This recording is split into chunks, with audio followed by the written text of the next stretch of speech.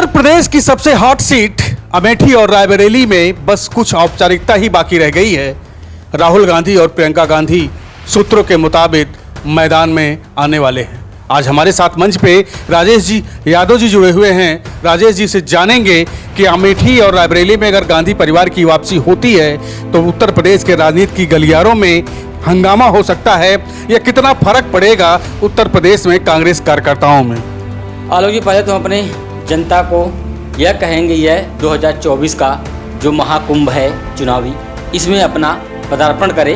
और रही अब बात अमेठी और रायबरेली की, यह गांधी परिवार की सीट रही। थोड़ी सी निराशा आई होगी जनता में, उस समय आई निराशा कि जब जनता को यह लगा कि अब 13 रुपये किलो की चीनी, 35 रुपये लीटर का पेट्रोल मिलने वाला है, तो जनता को लगा कि अब क्यों न गांधी परिवार को छोड़ दिया जाए। अब तो हम बहुत सस्ते वाले वादे की तरफ बढ़ गए और जनता शायद भूल गई वह छलावा उसके लिए कितना महंगा पड़ गया।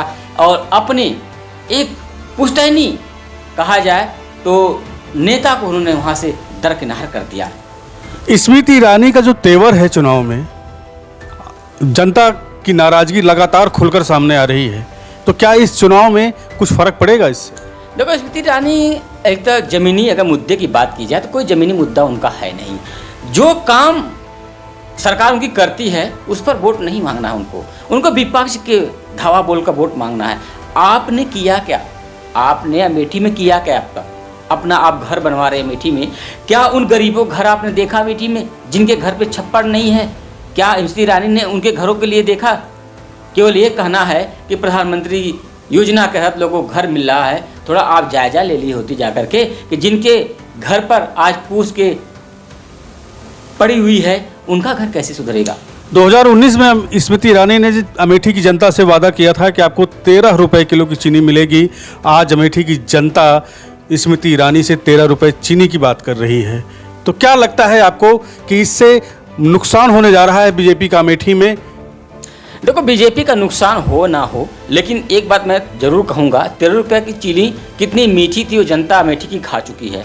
ठीक है, दूसरी बात, नुकसान नहीं, अगर राहुल गांधी प्रियंका गांधी कोई आते हैं तो मैं कहूँगा सफाया हो जाएगा। नुकसान ही नहीं होगा, वहाँ से सफाया हो जाएगा। जिस एजेंडे को लेकर वो लोग चुनाव लड़े थे ना, वहाँ से वो एजेंडा खत्म हो जाएगा। और आप बता दूँ कि रायबरेली अमेठी दोनों सीट पर गांधी परिवार की पुकार चल रही है। शायद ये बात राहुल गांधी तक क्यों नहीं समझ में आ रही है कि इन सीटों पर अपने लोगों को क्यों नहीं लड़ा रहे हैं। और जनता चाह रही है, वहाँ के लोग चाह रहे हैं कि मुझसे जो गलती हुई उसका हम लोग प्रायश्चित करें और अपने नेता को पुनः यहाँ से हम लोकसभा भेजें। प्रियंका गांधी संभवतः हो सकता है कि राजनीति में नया, कांग्रेस के सूत्रों की माने तो प्रियंका गांधी राजनीति में पदार्पण करने जा रही हैं। ऐसे में आपको क्या लगता है कि उत्तर प्रदेश में कितना प्रभाव प्रियंका गांधी डाल सकती हैं? देखिए, एक युवा है। रही प्रियंका गांधी की बात, प्रियंका गांधी की जितनी भी रैली हुई होगी, जितने भी उन्होंने इवेंट किया होगा चुनावी इवेंट, कभी उन्होंने किसी बात को झूठ नहीं बोला। जितना झूठ जो है इसमें वर्तमान सरकार के लोग बोल रहे हैं, हिंदू मुसलमान क्या क्या, लेकिन प्रियंका गांधी हो चाहे वह एनडीए का कोई घटक दल हो, कभी झूठ नहीं बोला। उन लोगों का एक ही एजेंडा है, रोजगार, शिक्षा और अस्पताल की बात कर रहे हैं। लेकिन यहाँ जो बीजेपी सरकार के लोग हैं, यहाँ तक कि हम कहेंगे प्रधानमंत्री तक की बात चल रही है कि उन्होंने हिंदू मुसलमानों में बांटने की बात कर रहे हैं। लेकिन क्यों आप उनकी बात नहीं सुन रहे? जो लोग इस समय इंडिया गठबंधन में है वह शिक्षा रोजगार की बात कर रहे हैं। अब जनता को शिक्षा रोजगार अच्छा लग रहा है या हिंदू मुसलमान अच्छा लग रहा है? अगर प्रियंका गांधी आती हैं, राजनीति में अमेठी से लड़ती हैं, तो मैं ये कहता हूँ कि सफाया हो जाएगा। लेकिन स्मृति ईरानी भी एक कद्दावर नेता है भाजपा की, इतनी आसानी से हार नहीं मानेंगी। देखो, कहा जाता है ना कि काठ की हांडी बार बार नहीं चढ़ाई जाती है, तो हो सकता है इस बार हांडी जल जाए। जाहिर सी बात है, क्योंकि जब आपका जो प्रतिद्वंदी होता है, दूसरा पक्ष होता है, वो वहीं की जनता उसे चाहती है और वो जनता चाह रही है। अगर कहीं खुदा नकास्ता यह जो सूत्रों से खबर आ रही है कि प्रियंका गांधी चुनाव लड़ेंगी, तो भाई मैं मानता हूँ कि हाथ की काठी इस बार काठी जो है, हांडी जो है, नहीं चढ़ने वाली है अमेठी से। राजनीतिक गलियारों में एक चर्चा है कि स्मृति ईरानी को सांसद से लेकर मंत्री तक या राजनीति में पदार्पण की बात करें अगर, तो सिर्फ गांधी परिवार को घेरने के लिए लाया गया है। क्या इसे आप सही मानते हैं? आलोक जी, देखिए बात क्या है ना, गांधी परिवार पर बात करना ना, जिसका लहू देश के लिए बहा हो उस पर टिप्पणी करना मुझे लगता है कि बहुत घटिया किस्म की बात होगी। जिसके लहू इस धरती में गिरे हो उसके टिप्पणी करना, आप कितनी समझदार है सोचिए ना।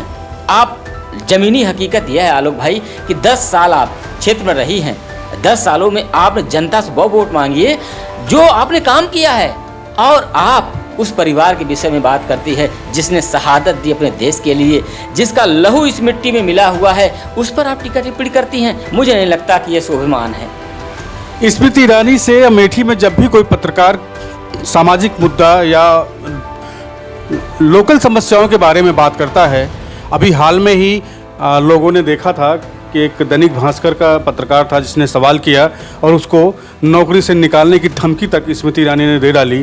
तो क्या जो नेता हैं जो इस समय राजनीतिक दल में या सत्ता पक्ष की अगर हम बात करें तो इनसे सवाल करना क्या बेईमानी है या गुनाह है? आलोक देखो, सत्ता जब होती है ना तो सत्ता को आप लाठी डंडे से नहीं जीत सकते। सत्ता को आप आंदोलन से हरा सकते हो, अपने मत से हरा सकते हो। सत्ता का अहंकार अच्छे अच्छे राजाओं को रहा है, वो चकनाचूर हुआ तो जनता ने चकनाचूर किया है। और अहंकार राजनीति हो, चाहे परिवार हो, चाहे कोई भी सामाजिक ताना बाना हो, वहाँ शोभा नहीं देता है। और अहंकार में स्मृति ईरानी जिस पर बोलती हैं, मुझे लगता है कि इस बार अहंकार चकनाचूर हो जाएगा। अमेठी एक ऐसा क्षेत्र था जहां पर गांधी परिवार का हमेशा से गढ़ रहा है। मालविका फैक्ट्री से लेकर तमाम सरकारी योजनाएं ज़्यादातर अमेठी को मिली, लेकिन एक वक्त ऐसा भी आया कि अमेठी के लोग आज भी सड़क, शिक्षा और स्वास्थ्य के लिए सड़क पर हैं, लड़ाई कर रहे हैं। दावे तो बड़े बड़े किए गए कि पूरा भारत बदल दिया गया, बहुत सारे काम हुए, लेकिन धरातल की बात करें तो लोगों के बीच में जब भाजपा नेता आज अमेठी में जा रहे हैं वोट के लिए तो लोग नाराज हैं, यहाँ तक कि गालियाँ भी दे रहे हैं। क्या कहेंगे इस बारे में? आलोक जी देखिए, बात क्या होती है, चाहे वह एमपी हो, चाहे वह एमएलए हो, चाहे वह गांव का प्रधान क्यों ना हो, अगर वह जनता के हितों की बात नहीं करेगा, जनता काम नहीं करेगा, तो जनता का एक ही जवाब होता है उसका विरोध करना। लाठी डंडा तो नहीं चला सकती है, लेकिन विरोध तो जरूर कर सकती है। वह विरोध चाहे वह प्रत्यक्ष करे, चाहे अपने गुप्त मतदान से करे, और वो करेगी। अमेठी की जनता की पुकार यही है कि गांधी परिवार उसका लाडला था और लाडला बनेगा, वही रहेगा। मैं यह भी कह सकता हूँ कि राजनीतिक जो धुरियाँ हैं, बहुत से जो है ना, बहुत से वादे किए जाते हैं, बहुत से वादे फेक हो जाते हैं सब, और फेक वादों की इस समय कितनी पोल या गोदी मीडिया उस पर लिपापोती करेगी। अरे भाई, एक झूठ बोलोगे तो उस पर चलो ठीक है, उसको लिपापोती हो जाएगी। आप दिन भर 50 रैली कर रहे हो और उसी में झूठ पे ऊपर झूठ, झूठ के ऊपर झूठ, और 2-4 आपके ऐसे पाठशाला चलाते हैं, वो उसको सही साबित करना चाहते हैं। अरे झूठ को कब तक सही साबित करोगे? अमेठी की जनता झूठ को समझ चुकी है और देश की जनता झूठ समझ चुकी है कि यह झूठी सरकार है, ये झूठे लोग हैं, झूठे वादे करेंगे, झूठे वादों से वोट लेंगे और बाद में हमें ही परेशान करेंगे। भारत की जो स्ट्रीम मीडिया है उसका लगातार विरोध पूरे देश में हो रहा है।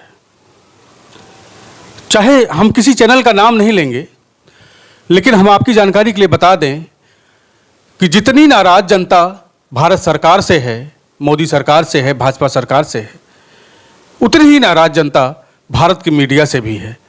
कई जगह से ऐसी खबरें आई जहां पर मीडिया वालों को प्रोग्राम तक करने नहीं दिया गया और लगातार गोदी मीडिया गो बैक के नारे लगाए गए। राजेश जी, हम आपसे जानना चाहेंगे कि मीडिया के बारे में आखिर ऐसे लोगों का जो नज़रिया है अचानक चेंज कैसे हो गया? आलोक जी देखिए, जो भारत की मीडिया है ना, ग्लोबल पावर इंडेक्स में जो इसका रैंक है ना, वो रैंक आपको पता है ना 162 का रैंक है। और हमारे जो पड़ोसी मुल्क की बात करते हैं पाकिस्तान वाले लोग, पाकिस्तान की मीडिया इससे अच्छी है, बांग्लादेश की मीडिया इससे अच्छी है पारदर्शिता के मामले में। तो ये मीडिया की पारदर्शिता कितनी है इस पर दिखाई देता है लोगों को। आपके घरों में जब आप टीवी चालू करते हैं क्या दिखाई देता है? हिंदू मुसलमान और इनका मंगलसूत्र, ये पुलवामा। अरे भाई साहब, ये क्या हो रहा है देश में? आप अगर चौथा स्तंभ हैं तो पूछो ना सरकार से डट करके, क्या आपने 2 करोड़ का रोजगार दे दिया? क्या आपने महंगाई कम कर दी? क्या आपने काला धन की बात की वह आपने कर दिया? क्या आपने कहा था एक ऐसी संस्था बनाएंगे जो काला धन को उस पर काम करेगी, जितने लोग हैं सबके काले धन पर कार्रवाई होगी। क्या ये सब हो गया? क्या देश में जिस प्रकार से बेरोजगारी बढ़ रही है इस पर आपने काम किया? आपने कुछ नहीं किया ना, तो गो बैक होगा ही होगा। जी राजेश जी, आप हमारे साथ चर्चा में शामिल हुए, आपका बहुत बहुत धन्यवाद। हम अपने दर्शकों से बताना चाहते हैं कि जैसे ही कांग्रेस अमेठी और रायबरेली की सीट पर अपनी आधिकारिक घोषणा करेगी, वैसे ही हम आपको ये खबर लगातार अपडेट करते रहेंगे। आप हमारे साथ कार्यक्रम में जुड़े राजेश जी, आपका बहुत बहुत धन्यवाद। हम अपने दर्शकों से विनम्र निवेदन करते हैं कि इस वीडियो को, इस खबर को ज़्यादा से ज़्यादा शेयर करें, सब्सक्राइब करें और अपनी राय रखना न भूलें। जय हिंद, जय भारत।